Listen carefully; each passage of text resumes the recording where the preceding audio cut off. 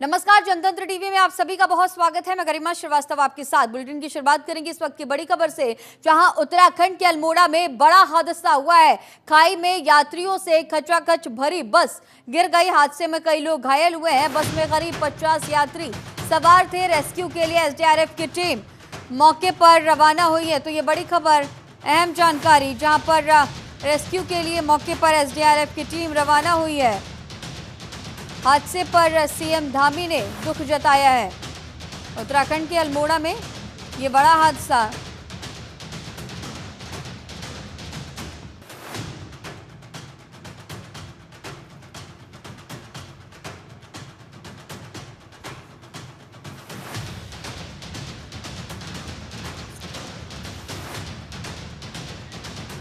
बस में करीब 50 यात्री सवार थे। उत्तराखंड के अल्मोड़ा में ये बड़ा हादसा हुआ है। खाई में यात्रियों से भरी बस गिर गई। रेस्क्यू के लिए एसडीआरएफ की टीम मौके पर पहुंची है। हादसे में कई लोग घायल हुए हैं और इस हादसे पर सीएम धामी ने दुख जताया। बस में करीब 50 यात्री सवार थे। बड़ी खबर, अहम जानकारी, जहां उत्तराखंड के अल्मोड़ा में बड़ा हादसा। रेस्क्यू के लिए एसडीआरएफ की टीम मौके पर पहुंच गई है। ये तस्वीरें भी आपकी टीवी स्क्रीन पर, जहां पर खाई में यात्रियों से भरी ये बस गिर गई और अब रेस्क्यू के लिए मौके पर टीम पहुंच गई है। तो ये सीधी तस्वीरें आप देख सकते हैं कि किस तरह से यात्रियों से भरी बस और इस दौरान कई लोग घायल हुए हैं। रेस्क्यू के लिए एसडीआरएफ की टीम मौके पर मौजूद है। बस में करीब 50 यात्री सवार थे। ये दो तस्वीरें देखिए, जहां पर यात्री बाहर निकले हुए नजर आ रहे हैं और दूसरी तस्वीर में आप देखिए कि कितनी ऊंची खाई, कितनी ऊंची जगह से ये जो बस थी वो खाई में जा गिरी। उत्तराखंड के अल्मोड़ा में ये बड़ा हादसा। दो तस्वीरें आपकी टीवी स्क्रीन पर, जहां पर खाई में यात्रियों से खचाखच भरी बस गिर गई है। मौके पर एसडीआरएफ की टीम पहुंच रही है और रेस्क्यू ऑपरेशन यहां पर चलाया जा रहा है। लोगों को बाहर निकाला जा रहा है। हादसे में कई लोग घायल हुए हैं। घायलों को अस्पताल जो पहुंचाने की जो कवायद है वो भी देखी जा रही है। सीएम धामी ने इस हादसे पर दुख जताया है। और इसी खबर पर और भी ज़्यादा जानकारी के साथ हमारे सहयोगी हरीश हमारे साथ लाइव जुड़े हुए हैं। हरीश, जिस तरह से ये अहम जानकारी सामने आई है कि अल्मोड़ा में ये हादसा हुआ, यात्रियों से भरी बस खाई में गिर चुकी है और रेस्क्यू ऑपरेशन भी चल रहा है, तमाम ऐसी जानकारी अभी निकल के सामने आई कि कई लोग गंभीर रूप से घायल हैं। इस वक्त क्या कुछ स्थितियां, क्या कुछ अपडेट? गरिमा, देखिए, ये जो घटना है सुबह 7:30 बजे के आसपास हुई है, जब हम्म। एक जो बस है यात्रियों से भरी हुई बस, ये अल्मोड़ा क्षेत्र में जो सल्ट से रामनगर की तरफ जा रही थी। उस वक्त ये हादसा हुआ है। हम्म। इसमें ये बताया जा रहा है कि लगभग इसमें 40 से 42 लोग इस बस में सवार थे, लेकिन अभी एग्जैक्ट जानकारी नहीं मिल पा रही है। हालांकि जो एसपी अल्मोड़ा हैं वो भी मौके के लिए रवाना हुए हैं। साथ ही साथ एसडीआरएफ की जो टीम है वो मौके पर पहुंच चुकी है। रेस्क्यू ऑपरेशन यहाँ पर निरंतर जारी है। मुख्यमंत्री पुष्कर सिंह धामी ने भी इस घटना को बहुत गंभीर बताया है, बहुत दुखद बताया है और अभी तक की जो जानकारी है उसमें ये बताया जा रहा है, लगभग जो एसडीएम है वो भी मौके पर पहुंचे हुए हैं, संजय कुमार। उनकी तरफ से ये जानकारी दी है कि लगभग इसमें कई लोगों की कैजुअल्टी होने की सूचना है। हालांकि अब रेस्क्यू लगातार यहाँ पर किया जा रहा है। पूरी जो फोर्स है वो यहाँ पर पहुंच चुकी है, एसडीआरएफ की टीम यहाँ पर पहुंच चुकी है और लगातार यात्रियों को बाहर निकाला जा रहा है और जो घायल लोग हैं उन्हें नजदीकी अस्पताल भेजा जा रहा है। जी। गंभीर घायल होने की भी जानकारी है क्या? निश्चित तौर पे देखिए, क्योंकि इसमें लगभग 40 से 42 लोग सवार बताए जा रहे थे। उस हम्म। दौरान ये जब घटना हुई है, क्योंकि इस समय दिवाली का सीज़न था, छुट्टियाँ लोगों की थी। सभी लोग अपने-अपने गाँव में दीपावली का उत्सव मनाने के लिए गए थे। तो ज़ाहिर-सी बात है कि काफ़ी भीड़-भाड़ का माहौल यहाँ पर रहा होगा उस समय, जब ये लगभग 7:30 बजे की घटना ये बताई जा रही है अल्मोड़ा के सल्ट में। तो ये बताया जा रहा है कि कई लोग इसमें गंभीर रूप से घायल हैं और मुख्यमंत्री ने इस पूरी घटना पे संवेदनता बताई है और निश्चित तौर उन्होंने कहा है कि अगर जो भी संभावना होगी, जो गंभीर रूप से जो घायल होंगे उनको हायर सेंटर रेफर किया जाएगा। उनको हम्म। उचित यहाँ पर जो उपचार है वो दिया जाएगा। जी। ठीक है रिश्ता, आगे भी आपसे अपडेट्स लेंगे। फिलहाल तमाम जानकारियों के साथ बने रहने के लिए आपका बहुत शुक्रिया। और सीएम ने ट्वीट करके भी इस हादसे पर दुख जताया है और मौके पर उन्होंने बताया कि घटनास्थल पर स्थानीय प्रशासन और एसडीआरएफ की टीमें मौजूद हैं और घायलों को निकाला जा रहा है और फिर उन्हें उपचार के लिए अस्पताल भी पहुंचाया जा रहा है।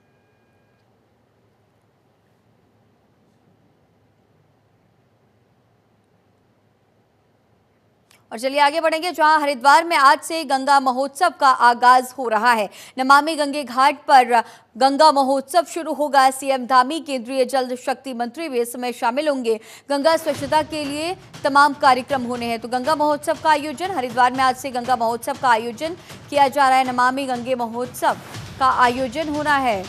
नमामि गंगे घाट पर इस गंगा महोत्सव का आयोजन किया जाएगा। खुद मुख्यमंत्री पुष्कर सिंह धामी भी इस दौरान पहुंचेंगे। सीएम धामी के साथ केंद्रीय जल शक्ति मंत्री भी इस खास कार्यक्रम में, खास महोत्सव में शामिल होंगे। तो हर साल गंगा महोत्सव कार्यक्रम को आयोजित किया जाता है और इस बार भी हरिद्वार में आज से गंगा महोत्सव का आगाज हो रहा है। सीएम धामी, केंद्रीय जल शक्ति मंत्री भी पहुंच रहे हैं। तो इस गंगा महोत्सव में तमाम जो अलग अलग एक्टिविटीज हैं वो देखी जाती हैं।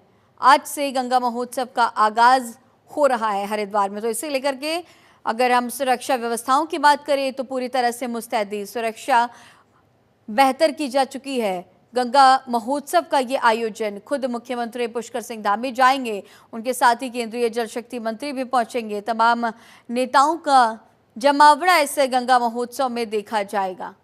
इसमें तमाम एक्टिविटीज़ होती हैं, जल क्रीड़ा के साथ साथ और भी तमाम एक्टिविटीज़ इस गंगा महोत्सव के दौरान देखी जाएंगी। तमाम सांस्कृतिक कार्यक्रम से लेकर के जल क्रीड़ा और साथ ही साथ और भी तमाम जो एक्टिविटीज़ हैं इस गंगा महोत्सव में आयोजित की जाती हैं।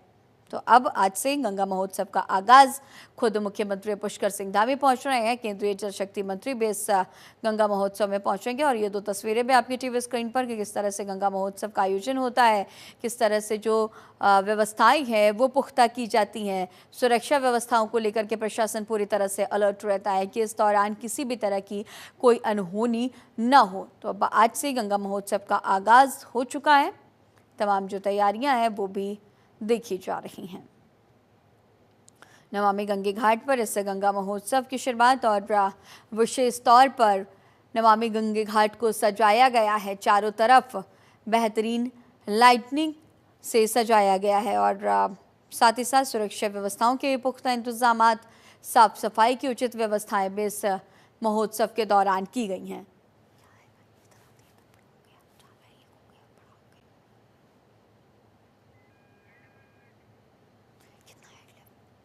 नमामि गंगे घाट पर गंगा महोत्सव का आगाज़ आज से हो रहा है। तैयारियां हर साल आपको बता दें कि हरिद्वार में इस गंगा महोत्सव को मनाया जाता है।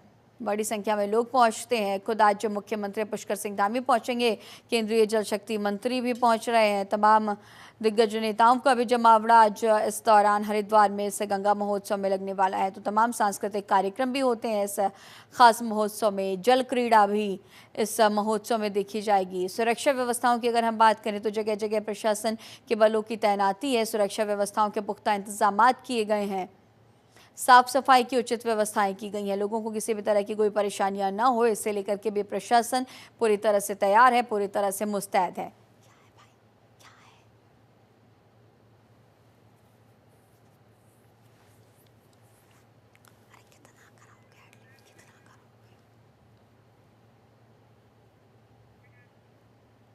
और चलिए आगे बढ़ेंगे, जहां उत्तराखंड के कैबिनेट मंत्री सौरभ बहुगुणा ने कांग्रेस पर भ्रम फैलाकर चुनाव प्रचार करने का आरोप लगाया।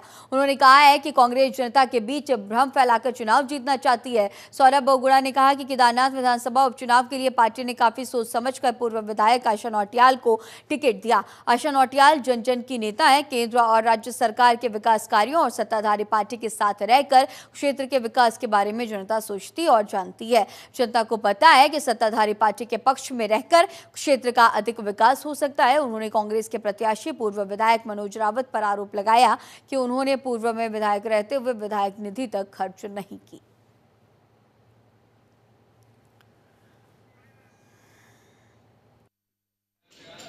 मुझे देखिए संगठन के फैसले होते हैं। हमारे केंद्रीय नेतृत्व और प्रदेश नेतृत्व ने बहुत सोच समझ के फैसला लिया होगा। उस पर मेरा टिप्पणी करना ठीक नहीं है। लेकिन कांग्रेस ने, जैसे आपको बताया, कांग्रेस हमको विकास पे नहीं घेर सकती, कांग्रेस हम पे विकास से बात नहीं करती। केदारनाथ धाम के जिस तरीके से माननीय मोदी जी ने कायाकल्प करी, उसके ऊपर बात नहीं कर सकती, क्योंकि कांग्रेस हर चुनाव सिर्फ लोगों के बीच में भ्रम फैला के, लोगों को भड़का के, बहका के चुनाव लड़ना जानती है। हरियाणा में आपने देखा किस तरीके से पहले किसानों के कंधों पे बंदूक रख के, खिलाड़ियों के कंधों पे बंदूक रख के हरियाणा चुनाव जीतने की कोशिश करी, लेकिन वहां की जनता ने क्या फैसला दिया? वहां की जनता ने मोदी जी के नेतृत्व को और वहां के हमारे जो सीएम है उनके नेतृत्व को सराहा सैनी जी। कांग्रेस के वरिष्ठ नेता और पूर्व मुख्यमंत्री हरीश रावत ने बांग्लादेश में अल्पसंख्यकों पर हो रहे अत्याचार के विरोध में मौन उपवास रखा। उन्होंने कहा कि बांग्लादेश में सामाजिक और धार्मिक सद्भाव को खत्म करने के लिए संगठित प्रयास हो रहा है। हरीश रावत ने कहा कि बांग्लादेश में तमाम अल्पसंख्यकों की हत्याएं हुई हैं, व्यवसाय प्रतिष्ठान लूटे जा रहे हैं। प्रतिबंधित संगठन जमाते इस्लामी सरकार और छात्रों की आड़ में ये सब अत्याचार कर रहा है। पूरे बांग्लादेश में हिंदुओं, अल्पसंख्यकों और राजनीतिक विरोधियों में भय का वातावरण पैदा किया जा रहा है। बांग्लादेश इसके निर्माण में भारत का अभूतपूर्व योगदान है, उसे कट्टरपंथी पाकिस्तान परस्त ताकतों ने बर्बाद करने की ठान ली है।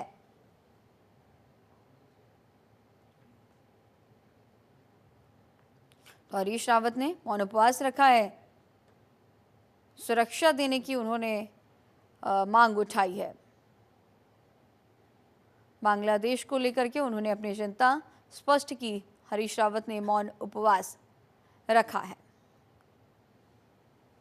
उत्तराखंड के पूर्व मुख्यमंत्री रहे हैं हरीश रावत और अब उन्होंने मौन उपवास रखा।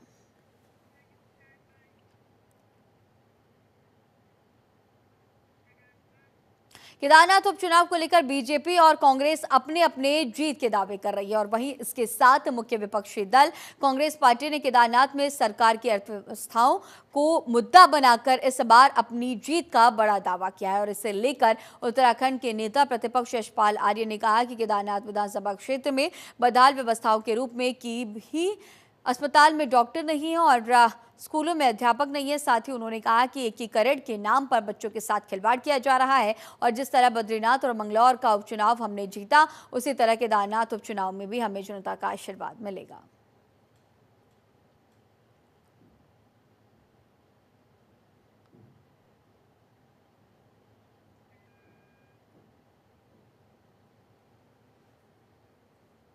व्यवस्थाएं बदहाल हैं, कहीं पर भी किसी भी अस्पताल में डॉक्टर्स नहीं है। विशेषज्ञ की बात तो, स्पेशलिस्ट की बात तो छोड़ दीजिए, स्टाफ नहीं है, अध्यापक नहीं है। एकीकरण के नाम पर बच्चों के भविष्य के साथ खिलवाड़ हो रहा है। तमाम विषय हैं, राज्य के विषय हैं, देश के विषय हैं, महंगाई, बेरोजगारी, पलायन, ध्वस्त कानून व्यवस्था, डर और भय का माहौल, तमाम मुद्दों को लेकर हम जनता के बीच में जाना चाहेंगे। केदारनाथ धाम के कपाट को शीतकाल के लिए बंद कर दिया गया है। रविवार यानी कि 3 नवंबर को भैया दूज पर्व पर सुबह 8:30 बजे 6 महीने के लिए केदारनाथ धाम के कपाट बंद कर दिए गए। 15,000 से ज्यादा भक्त बाबा केदारनाथ धाम के कपाट बंद होने के साक्षी बने और इस दौरान मंदिर को भव्य तरीके से फूलों से सजाया गया था। सबसे पहले बीकेटीसी के आचार्य वेदपाठियों पुजारीगणों ने भगवान केदारनाथ के स्वयंभू शिवलिंग की समाधि पूजा की। आपको ये भी बता दें कि हर साल शीतकाल की शुरुआत होते ही केदारनाथ धाम के कपाट बंद कर दिए जाते हैं और इसके बाद बाबा केदारनाथ की डोली शीतकालीन गद्दी स्थल ओंकारेश्वर मंदिर उखीमठ के लिए रवाना होती है। अगले 6 महीने तक बाबा केदार की पूजा अर्चना शीतकालीन गद्दी स्थल ओंकारेश्वर मंदिर उखीमठ में ही होती है। भारी संख्या में आखिरी दिन श्रद्धालु पहुंचे। कल 8:30 बजे केदारनाथ के जो कपाट हैं उसे बंद किया गया है। तस्वीरें भी देखिए कि किस तरह से मंत्रमुग्ध जो भक्तगण है वो नजर आ रहे हैं। हिमालय की दिव्य उपत्यकाओं में उपस्थित भगवान श्री केदारनाथ जी का दिव्य मंदिर 12 ज्योतिर्लिंगों में से केदारेश्वर ज्योतिर्लिंग। आज भैया दूज के दिन भगवान श्री केदारनाथ जी के श्री कपाट बंद कर दिए गए और प्रातः काल में भगवान का जो है महाभिषेक कर, भगवान का श्रृंगार कर, महाभोग लगा करके भगवान को समाधि पूजन करके समाधि में भगवान शिव इस जगत के कल्याण के लिए, इस शिव जगत के शिव भक्तों के कल्याण के लिए भगवान शिव इस हिमालय की दिव्य श्रृंखला में तब में विराजमान। आज से इस दिव्य स्थान पर देव पूजा प्रारंभ हो गई। हिमालय की दिव्य परंपरा है। 6 माह तक नर पूजा है। 6 माह तक यहाँ पर मानव उनके द्वारा भगवान का दर्शन अर्चन पूजन, उनकी उपासना, उनके लिए जप तप किया जाता है।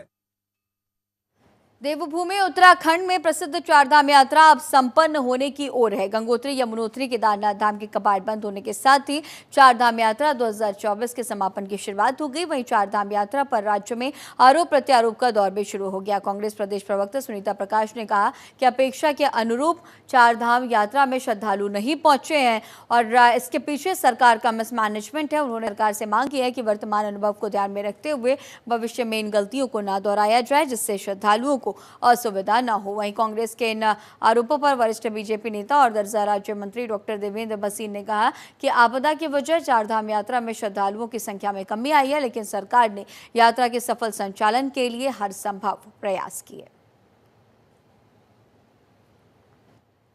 यात्रा है उसमें जो है श्रद्धालु, इस चारधाम यात्रा सिर्फ श्रद्धा की से चलती है। लोग जो है अपनी जान को जोखिम में डाल करके यहाँ चारधाम यात्रा करने आते हैं, क्योंकि सरकार का यहाँ से कोई भी सुविधा यात्रियों को नहीं मिल पाती है। चाहे आप वो खान पान की हो, रहने की हो, पूजा में आप वहाँ देखिए, वहाँ ठीक से जो है, सबसे बड़ी बात है जो वहाँ पे खच्चर घोड़े की व्यवस्था भी है, वो भी ठीक से नहीं है। पिछले दिनों आपने देखा होगा कि वहाँ किस तरह से जानवरों के ऊपर, उन बेजुबानों के ऊपर अत्याचार हो रहा है। उन्हें नशा दे करके जो है कितनी बार जो है उनको ले जाया जा रहा है, जो अपने आप में दुखद है। देखिए, आपने देखा होगा कि प्रारंभिक दौर में तो भीड़ इतनी अधिक आ रही थी, यात्रियों की संख्या इतनी अधिक थी कि उसको मैनेज करना मुश्किल हो रहा था। लंबे लंबे जाम लग रहे थे। इसीलिए बार बार जो कहा जाता था कि हम सीमा के अंदर आएँ और अपना पंजीकरण करके आएँ, और जैसी स्थितियाँ सामान्य हुई हैं तो तत्काल जो है उसको बढ़ाया गया पंजीकरण को भी। तो ऐसा नहीं कि प्रारंभिक तौर पर रोका गया, लेकिन बाद में जो आपदा के कारण जो दिक्कतें सामने आई हैं उससे थोड़ा अंतर पड़ा, क्योंकि एक मनोवैज्ञानिक प्रभाव सब पर रहता है। प्रदेश भर के सरकारी स्कूलों की मरम्मत को लेकर शिक्षा विभाग अपनी कवायद में जुट गया और इसके लिए शिक्षा विभाग ने सभी स्कूलों को ए से लेकर डी तक की 4 श्रेणियों में बांट दिया। और इस बात पर उत्तराखंड की डीजी शिक्षा झरना कमठान ने कहा कि ए श्रेणी में उन स्कूलों को रखा गया है जो पूरी तरह से ठीक है, जबकि डी श्रेणी में उन स्कूलों को रखा गया है जो जीर्ण शीर्ण स्थिति में है। और इसके लिए जनपदों को डीपीआर तैयार करने के निर्देश दिए गए। साथ ही उन्होंने कहा कि बेसिक स्तर पर लगभग 1000 स्कूल और माध्यमिक स्तर पर 14 स्कूल डी श्रेणी में पाए गए हैं और अधिकतर स्कूलों को मरम्मत के लिए बजट भी जारी कर दिया गया।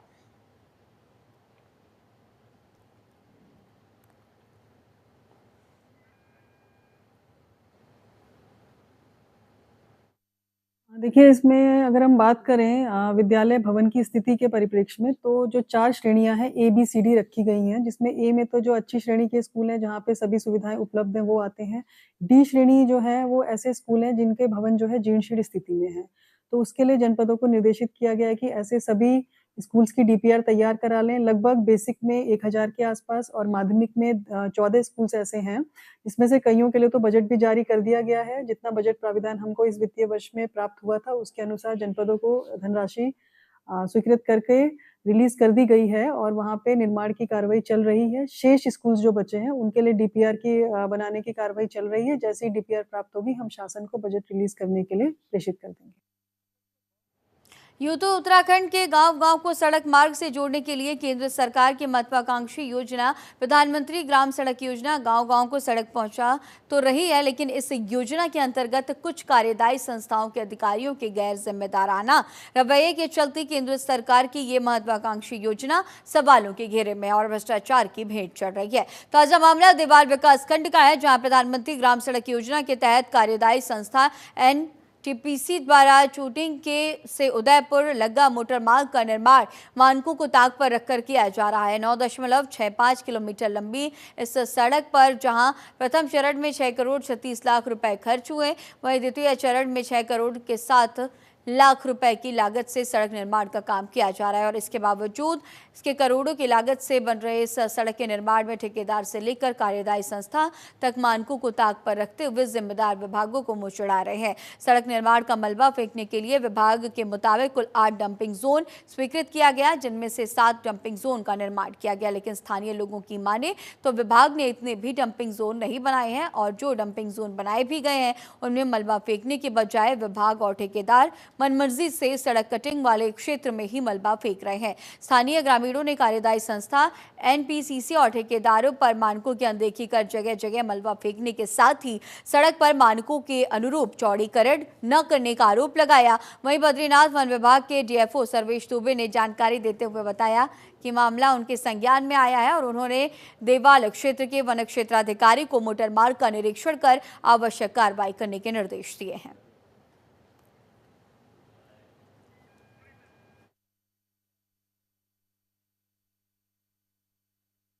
आप लोगों को यह जानकारी देना चाह रहा हूं कि जो सूचना मैंने एनसीपीसी पर लगाई थी, उनके द्वारा मुझे बताया गया कि जो लिखित में उनके द्वारा दिया गया है कि इस मोटर मार्ग पर 8 डंपिंग जोन बने हैं, जो कि यथा स्थिति यह है, इस मोटर मार्ग पर एक भी डंपिंग जोन अभी तक नहीं बने हैं और जो बने भी हैं वो खाली खाना पूर्ति के लिए बने हैं।